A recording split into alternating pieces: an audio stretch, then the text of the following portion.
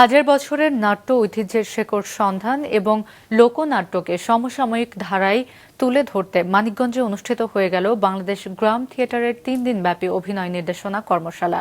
গাজী ওয়াজেদ আলমের তথ্যচিত্রে desk report. গায়নের কণ্ঠে লোকায়ত পালাগানের আবহে সুর, তাল, লয় আর ছন্দের নিবিড় বুননি। পরনে সাদা আলখাল্লা, পায়ে কুচিপুরি ঘুঙুরের ছন্দ। মঞ্চ ঘুরে ঘুরে এক মনে বুনে যাচ্ছেন গাজী কালু ও চম্পাবতীর করুণ প্রেমগাথা।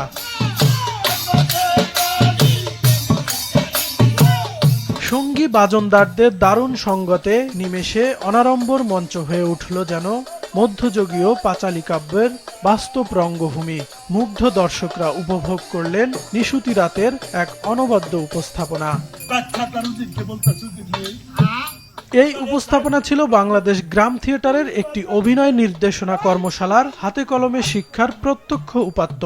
হাতের মুঠোয় হাজার বছর আমরা চলেছি সামনে স্লোগানে অভিনয় নির্দেশনা কর্মশালার আয়োজন ছিল মানিকগঞ্জের সিংগাইয়ের গোলাইডাঙ্গা গ্রামের তাসলিমা জালাল মঞ্চবাড়িতে।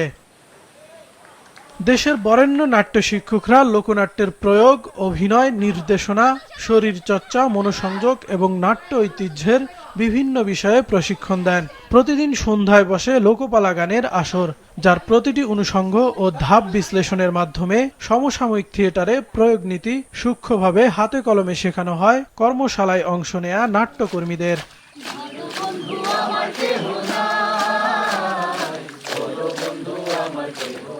বাঙালির শিকড়জাত নাটকের যে বৈশিষ্ট্যগুলো, যে কৌশলগুলো, যে পদ্ধতিগুলো, সেগুলো আধুনিক থিয়েটারে আমরা কিভাবে ব্যবহার করব সেগুলোকেও আমরা গুরুত্ব দিয়েছি এই কর্মশালায়।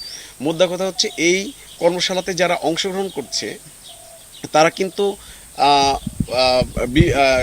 সারা বাংলাদেশের গ্রাম থিয়েটারের দলপ্রধান কিংবা যারা নির্দেশনা দিতে চায়, যারা স্ক্রিপ্ট রচনা করতে চায়, তাদের নিয়ে এই কর্মশালাটি হচ্ছে। আমাদের নাটক, আমাদের গান, আমাদের নৃত্য, অভিনয়ের যে যথাচিত মঞ্চ দরকার সেগুলো আসলে আমরা পাচ্ছি না। ওই জায়গা থেকে কিন্তু আমরা একটি মঞ্চ করেছি বাংলাদেশ গ্রাম থিয়েটারের তত্ত্বাবধানে। এই যে আমাদের কুষাণ গান, আমাদের পালা গান, আমাদের যাত্রা, আমাদের জারি গান, এগুলো অভিনয়ের জন্য একটি গ্রামে 2টি মঞ্চ রয়েছে। তো আমরা এটি আসলে এক ধরনের দৃষ্টান্ত কিংবা সারা বাংলাদেশের নাটকের মানুষজনদের একটা অনুপ্রেরণার জায়গা তৈরি হোক যে 2টি মঞ্চ রয়েছে একটি গ্রামে, এবং সেই মঞ্চগুলোতে বাঙালির নাটক পরিবেশন করা যায়, বাঙালির গান, নৃত্য পরিবেশন করা যায়, এরকম একটি অভিপ্রায়ও কাজ করেছে। এরকম অনেক পারফরমেন্স আমাদের দেশে ছড়াই ছিটায় আছে। সেগুলোর ভিতর থেকে আমরা 3টা এবার নির্বাচন করেছি, যেটা সন্ধ্যার সময় পারফরমেন্স হয়। এগুলোকে কিভাবে আরেকটু প্রাণ সঞ্চার করা যায়, সমসাময়িক করা যায়, সমসাময়িক যে আমাদের সমাজের বা নাগরিক জীবনের যে সকল সংকট সেগুলোকে নাটকে উপজীব্য করে, এই সকল ফর্ম ব্যবহার করে সেগুলোকে উপজীব্য করা যায়, সেগুলোর একটা প্রয়াস আপনি বলতে পারেন এই কর্মশালা, যে এগুলোকে প্রাণ সঞ্চার করা এবং এই লোকপালার ফর্মগুলোকে ধরে রেখে বিষয়গুলোকে সমসাময়িক করে সামনের দিকে অগ্রসর হওয়া। প্রশিক্ষণের অভিজ্ঞতা কাজে লাগিয়ে নাট্যকর্মীরা নিজ এলাকায় নাট্যচর্চা আরও সমৃদ্ধ করবেন, সংস্কৃতি চর্চায় উদ্বুদ্ধ করবেন নতুন প্রজন্মকে।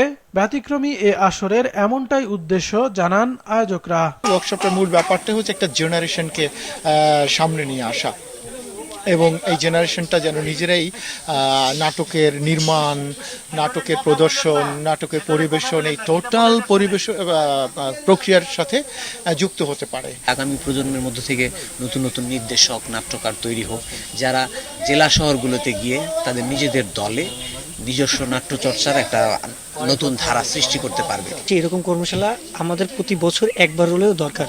চারিপাশে গাছপালা, তার মাঝে একটা মঞ্চ, মানে প্রকৃতির মাঝে বসে একটা কাজ করছি। আমি দেখে অভিভূত যে এমন একটা পরিবেশ, একটা বাড়িতে এমন একটা পরিবেশ, যে মঞ্চ, তারপর এক একটা ইভেন্টের যে পজিশনগুলো, সেগুলো সত্যিই চমৎকার। সারা দেশ থেকে 42 জন নাট্যকর্মী অংশ নেন গ্রাম থিয়েটারের 3 দিনের এই অভিনয় নির্দেশনা কর্মশালায়। মাছরাঙা নিউজ শো।